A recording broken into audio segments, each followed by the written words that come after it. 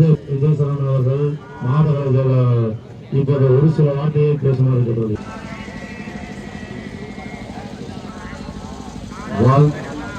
வாழ்க தமிழ், வளர்க கேப்டன் புகழ் என்று கூறி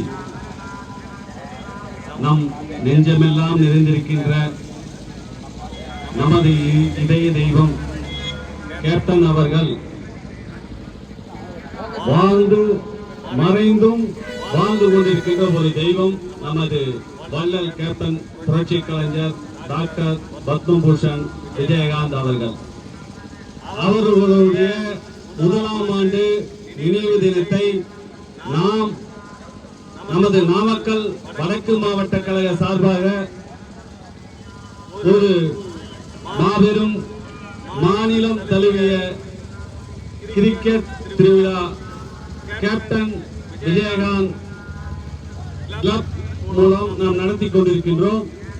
இந்த விழா திருச்செங்கோடு நகர கழக பகுதியிலே 3 தினங்களாக விழா கோலமாக சீரோடும் சிறப்போடும் இங்கு நடைபெற்றுக் கொண்டிருக்கின்றது.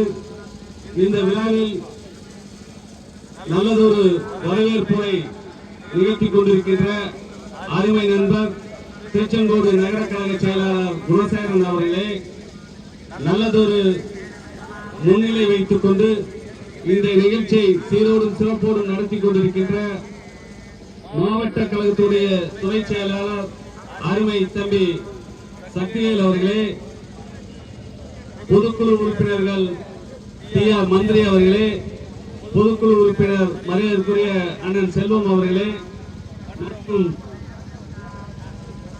என்னோடு இந்த நிகழ்ச்சியை சீரோடும் சிறப்போடும் நடத்தி கொண்டிருக்கின்ற மரியாதைக்குரிய மாவட்ட கழகத்துடைய பொருளாளர் அருமை சகோதரர் மகாலிங்கம் அவர்களே மற்றும் இவ்விழாவிற்கு வருகை தந்திருக்கின்ற மாவட்ட கழகத்துடைய திருச்செங்கோடு வடக்கு ஒன்றிய கழக செயலாளர் நாகராஜ் அவர்களே, பள்ளிப்பாளையத்துடைய வடக்கு ஒன்றிய கழகத்துடைய செயலாளர் மணியண்ணன் அவர்களே மற்றும்